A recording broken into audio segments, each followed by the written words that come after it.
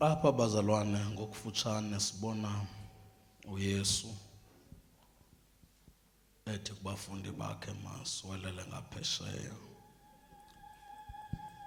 Wangena ke emkhumbini. Amen. Kuyabonakala uba wangena ke emkhumbini. Ngokuyaluqhubeka uhambo walala. Amen. Wavuka ke istorm esikhulu. Kwangona bamnothisayo uba ulele ngenxa yestorm. Amen. Amen. So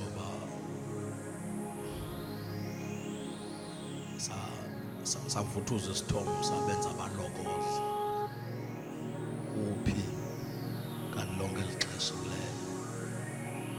Baya ke xa sebemvusa bathi awukhathali na sesifa.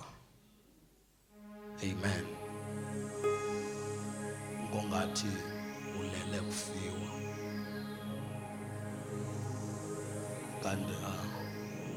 kanti kufuwe ngobulele. Akalaliswanga ukufa. So bona bathi awukhathali na sesifa ngongathi ozeliswe kukufa, kanti kukufa okuthatha iadvantage kozelene kwakhe. Akawuzeliswanga kukufa, kodwa ukufa kwathi xa esozela kanje manisondele. Amen. Hallelujah. Ndiyaphinda akalalanga kufiwa, kufiwe ngobulele. Okufa bakutshoyo kwenzeka because ulele yena. Now xa bemvusa ke bamvusa, wavuka ke nyani wathulisa istorm wenza konke, but esona sifundo esasinamandla kwakumele basifundile ayondlela yokuthi xa ilele uvuswa njani,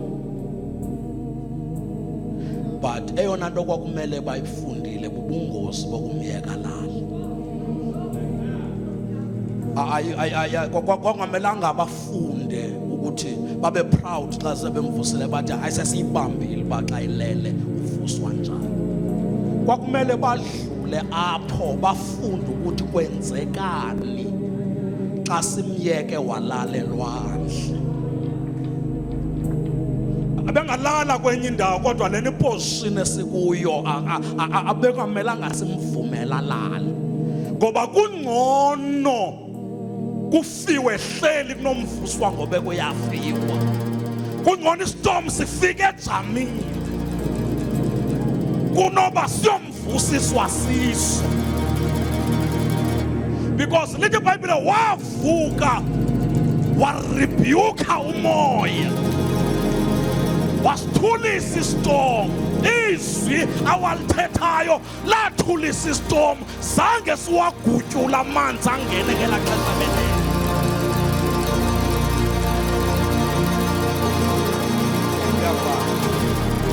Izwi lathulisa iqhwithelo, alawagutyula amanzi angeniswe kukulala kwakhe, because nje belele nje amanzi angene.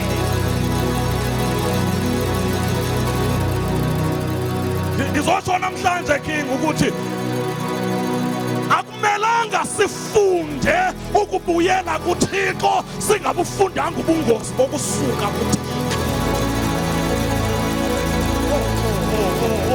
Uma sizawufunda indlela obuyela singayifundanga idanger yokusuka kuThixo, ngoba njengoba sibuyela nje istorm zizawuthula, but kukhona amanzi angenayo xa sisukile kuThixo.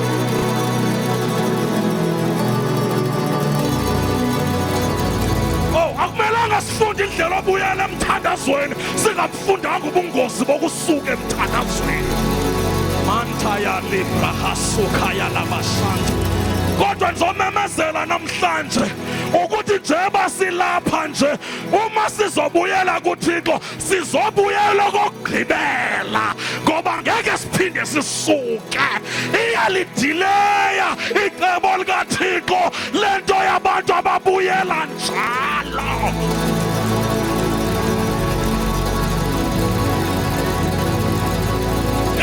Makasibuyisele uThixo sizogqiba sihlale. Makasibuyisele uThixo sizogqiba sithi asindawo. I-conference elandelayo izawubuyisa abanye, hayi thina. Thina sibuya okugqibela namhlanje ngoba ngeke siphinde sinyakaze.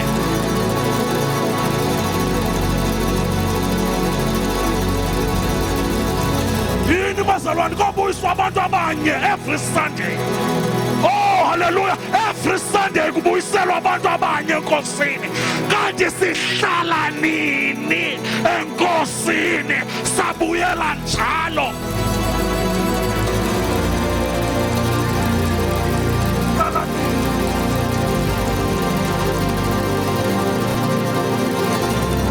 Makabonga uThixo nge-movement ezasibuyisela iphinde sizinzise.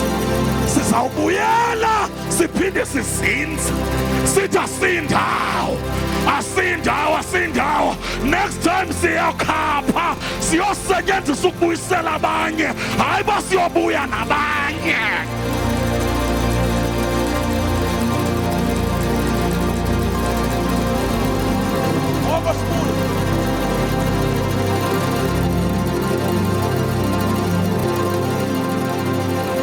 Yebo ndiyavuma sidinga ibandla elizobuyela kwiposition yalo.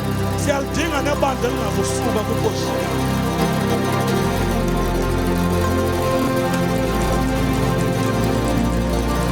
Uma sibambe indlela yokubuyisana noThixo singabubamba ubungozi bokuhlukana noThixo.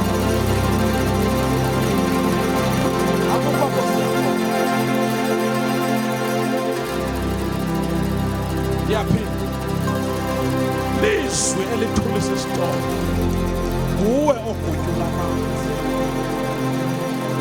Now idileyo uhambo lwethu lento kugutyula amanzi ngoba befama sikude but sagutyulana namanzi angena ngoba abazalwane bayohlukana noYesu baphinde babuyelane naye. Ngeli xesha bohlukene uSathane ufaka amanzi, ufaka amanzi emtshatweni, ufaka amanzi ebhizinesini, ufaka amanzi ebandleni, ade amanzi azogcwala nasepulpit. As a result kwimihlangano yethu asisamvuthixo ngoba mele before sishumayele mele sigutyula amanzi.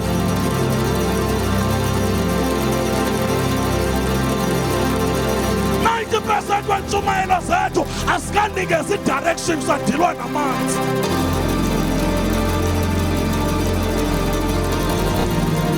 Yafana awumelanga yokuxolelana ungayifuni udamage ongathethisa.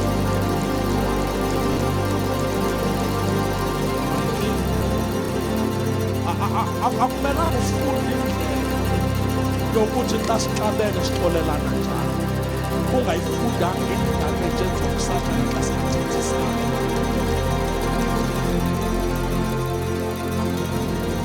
Because uThixo akasifundisi kuphela ukuvuka phansi, but kumele sifundile into ezenzekayo xa siwe phansi.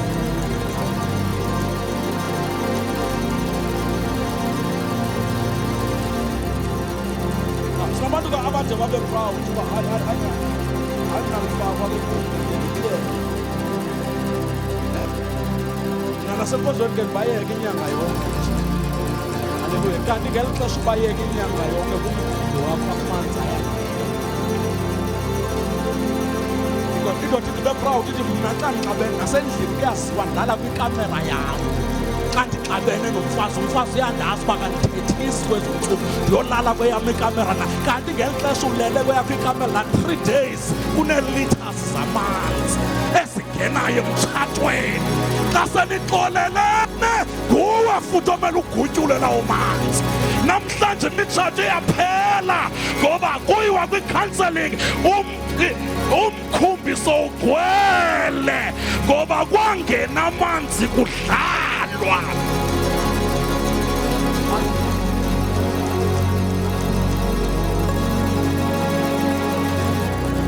Xa usinka lo mkhumbo kuwo awusinkiswa yimvula yanamhlanje, amanzi anateneza banengelo kawanayo. Ngeli xesha ubani ukwatela befundisa uthi awukhonzi khona amanzi angenayo. Ngeli xesha uthi ndisamile enkonzweni ndihlukunyeziwe ndihletyiwe kukhona amanzi angenayo. Kodwa namhlanje ndifuna kuvuka abantu abathi andiyindawo kuThixo, andisuki kuThixo, ndidiniwe. Njalo xa ndibuya kune-damage control.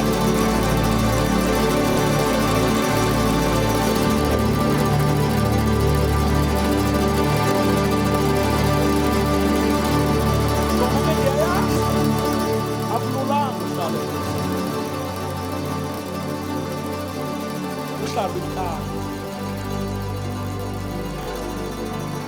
Ya? Kuyadinga ukuhlala ekhosini. Kanti yeyona reason le ihlalisayo ukudinga ukuhlala ihlalise ukudinga. Babuze uba kutheni uqhubeka ukhonza, yintoni ekunikeza amandla okhonza, into uba sendidiniwe kokukhonza oko. Into endenza ndikhonze ndiyeva uba ndidiniwe. Kuyahlalwa enkosini, uhlale izinto zingakuhambeli kakuhle, uhlale zingabonakali nezinto uzithenjisiwe. Hayi ngumfundi, ezinye wazithenjiswa nguThixo ngombono, zingaveli umveli uThixo. Kuyahlala.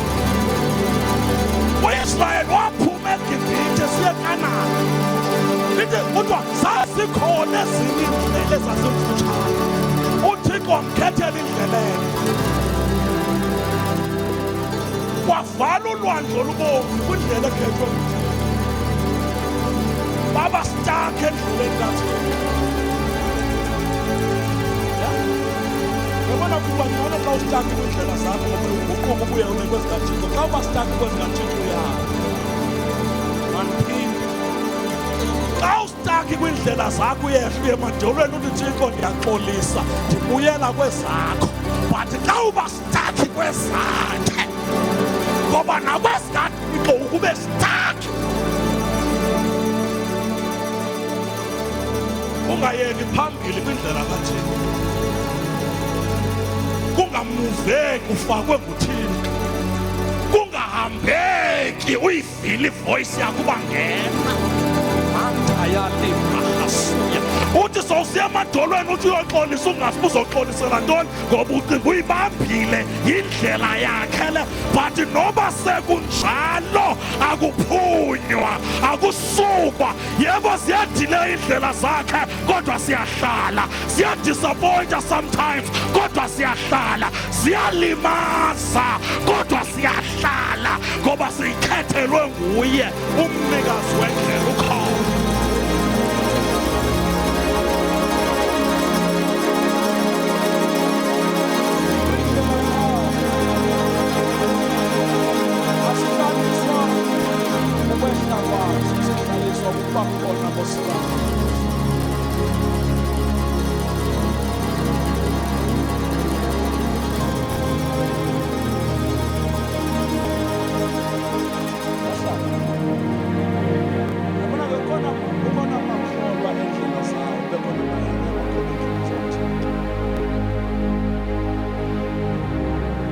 Khona abazalwane bendlela zabo, bekhona abantwana bendlela zikaThixo. iBhayibhile uSawule wawubulala amaKristu, but ngalaa mini ithi esiXhosa wayebulala abantu balendlela. Ngalaa mina ithi esiXhosa wayebulala amaKristu. uJesu wayebulala abantu balendlela. Kudala uThixo ethule ebulala amakholo endlela zawo.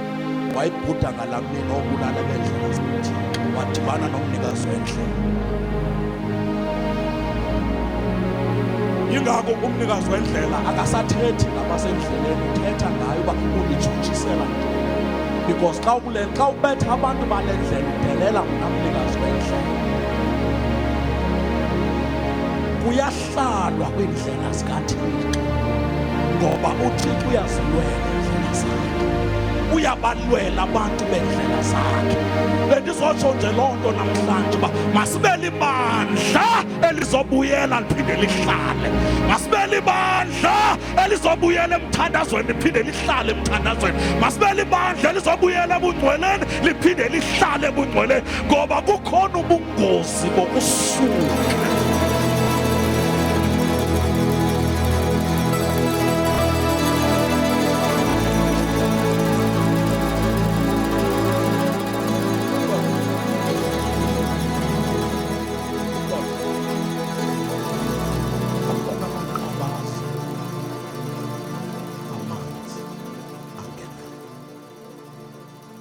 Le 2 hours kwi-entertaining yam khona amaqhabaza.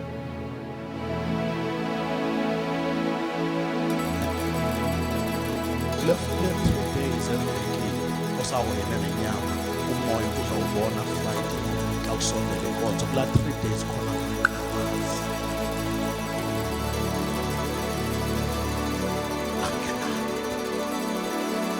Kwezi ntsuku othi ndikwatile andisafuni khona amaqhabaza. Kwezi ntsuku uthetha kakubi ngomfundisi wakho khona amaqhabaza. Ngezi ntsuku uthi anikatholani, kumele nitholane ngekhaya. Yasitholana mfundisi, make sure uba niyatholana, because le nto ngatholana ilimaza wena. Nguye ophethe into zakho, ayinguwe ophethe into zakhe. Nguwe omele ibe luxanduva lakho uba nitholane.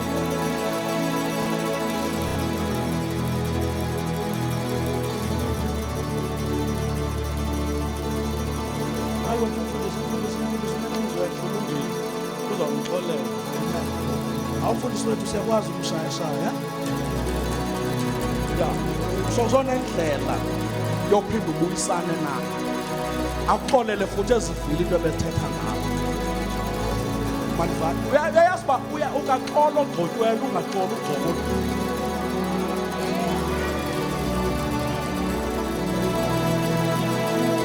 Likuvuthulula ugxobe kuthanda, likuvuthulula ugxobe kuxolele, likuvuthulula ugxobe sithi my daughter. Usithi ke kubambe ngesandla because uxolile kodwa into ephezu kwakhe ayixolanga.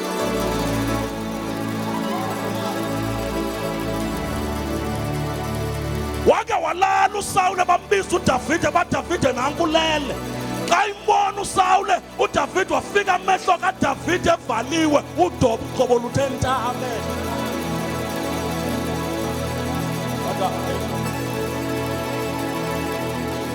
Kodwa ndoda nangu umbulala ulele. Xa iqala uba ready ubuzombulala, wafika khona kwenjani. Wayesesonqena nje uDavide uthi nimbize xa kulele ugqobo kuhleli yena.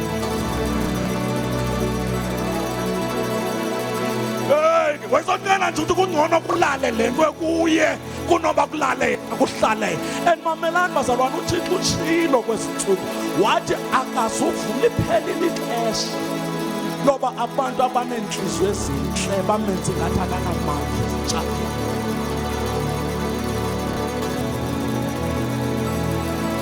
uThixo uthi uyabulela ngoba uxolele, unegift yokuxolela kuphela ontliziyo, but akazuvuma badelelwe ngendlela oxolela ngayo. Uzawubabetha abanye ubaxolele.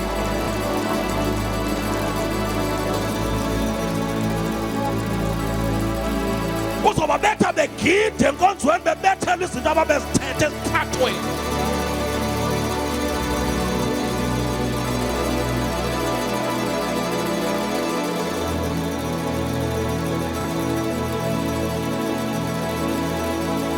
Uyazwayo ugqobo lungaxola ikuba lukhohlakele. Loba alilalo mfundisele.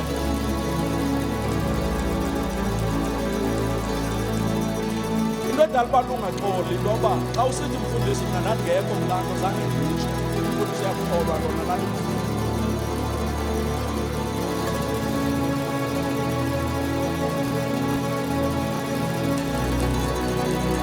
abafundisi mna ndafakwa ngabo avuma umfundisi athi mntanam besendithetha uba wena kubo bonke ugxobo luyayazi uba yaqalwa nguwe zakufakwe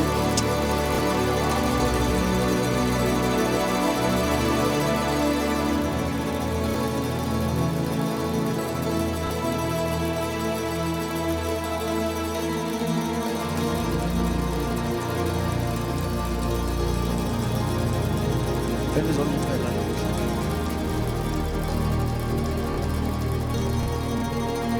sike senze isinqumo sokuthi uThixo konke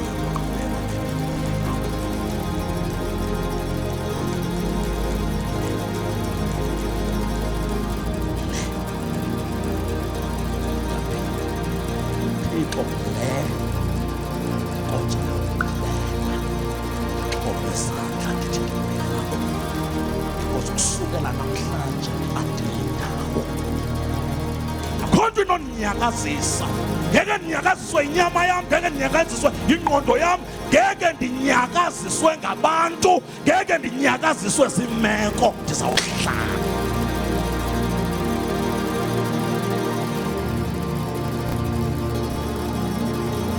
sendiyabhala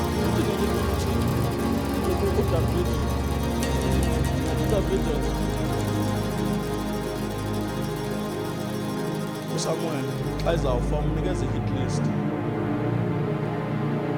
uDavid bamba khona wena uSamuel bamba khona abantu abalohlukile ngexesha lokuphatha kwabo cela wena uzuqala ufithize bayekile kodwa bayeke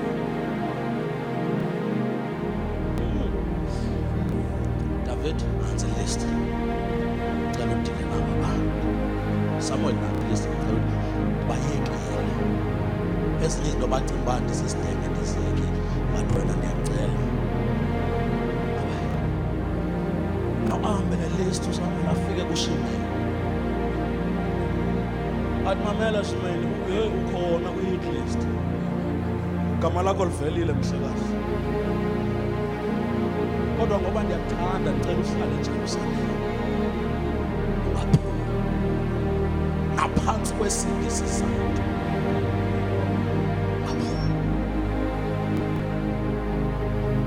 hayi ke wavuma kodwa wahlala uShimei waphuma eyolanda abaphumle unesizathu esivakalayo esi-understandekayo nababaliselayo uba wayephumile kuthiwa bufanele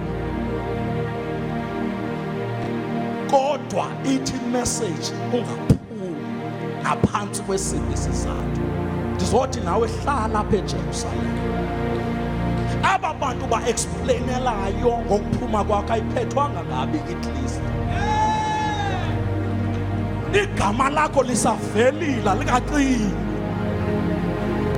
singaku-understanda thina ubuhlukumezekile kule cawe yingako uyeka ukhonza but ophethe i-hit list akamamela isitori ujonge uphumile na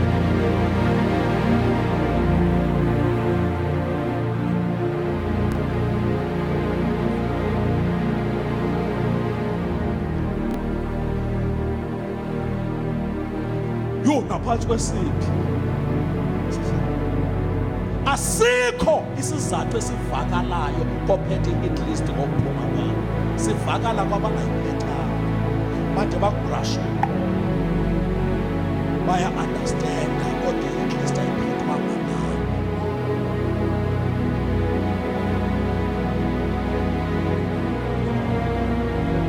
waphuma uShimei waphinde wabuya ngoba kuyaphumeka kuye wasevive waphinde wabuya zafika indaba kophethe i-hit bakhona aphelele waya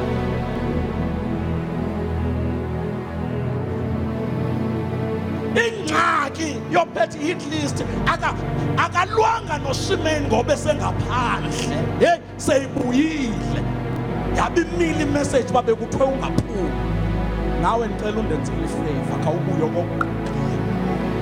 Ngizokenga namhlanje khawubuye kokugqibela. Aba bantu abaku-understandayo, abantu bathi ufanele, abantu bathi awufunwa, abantu bathi uya-undermine enkonzweni, abayiphethanga i-hit list. Aba bantu ba-understandisayo abalazi idimoni lentwaso lako wena esemva kwakho. Uyawuthi ubuye umva ubanjwe zizinto ngeke ukwazi uphuma kuzo. Kusubile kokwenu, uyayidinga into yokuhlala kuThixo.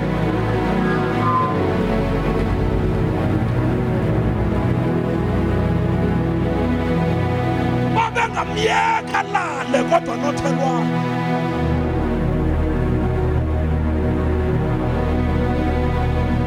Nawe uselwandle wena, uphakathi kwamaza, awungeke uafford ukohlukana noYesu even imizuzu emihlanu. Ungaqhathwa ngabantu abangekho selwandle. Uselwandle wena, uselwandle wena. Ungaqhathwa ngabantu abathi ungalale ukuthi kungenzeki into. Uselwandle wena, uyawulala feka i-1 kuwe konakala.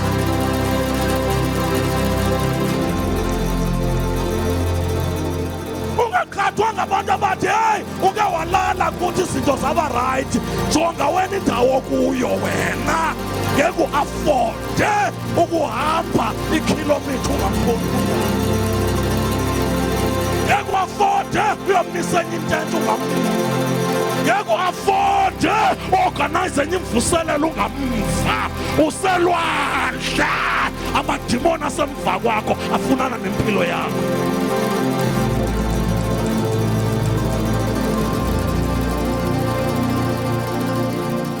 Asibuyele uphinda sibuye, sibuyele uhlala.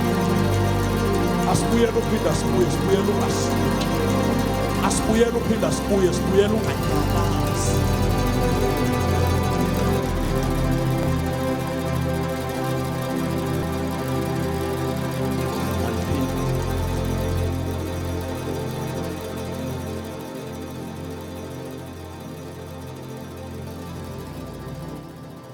Lo qapho omdlalayo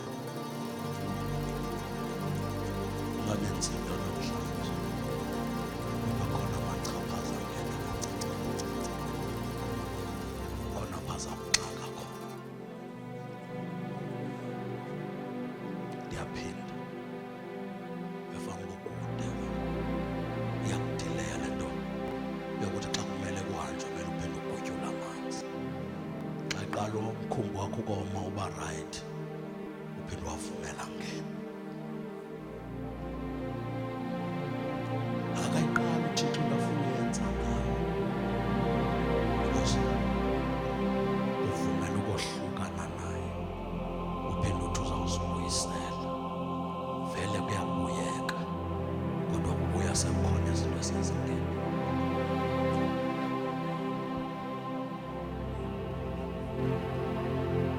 Andikwazi ukufuna ukubuyela, mhlawumbe ufuna ukubuyela emthandazweni, mhlawumbe ufuna ukubuyela ekugcwaleni, mhlawumbe ufuna ukubuyela ekuthembekeni, mhlawumbe ufuna ukubuyela ebandleni, mhlawumbe ufuna ukubuyela kuYesu. Kodwa noba yintoni uThixo akubizela kuyo wabuya, umxelela uSathane baSathane andibuyele okokugqibela. Ngeke ndiphinde ndinyakaze.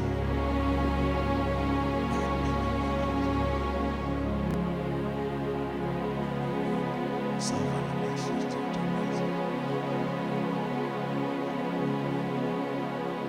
Ayikona nje otsho ngicela manje ngiyakulonda kakhulu. God bless you. Kona umvutsho. Andiyithandi le nto yokuwa njalo ukubuyela umva njalo. Phamandla Thixo. Ngiyabonga ngonipha amandla okubuya kuwe, ngicela ukunipha amandla hlala kuwe.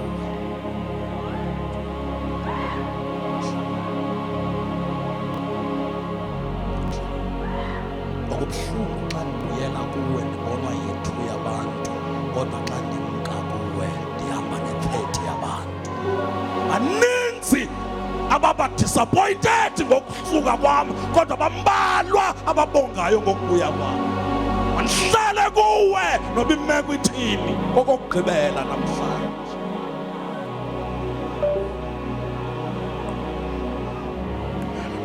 Ngeke ndiphinde ndisuke kuwe, ufuna uhlala kuwe Jehova. Cela uma ngenyawo sithandaze mina.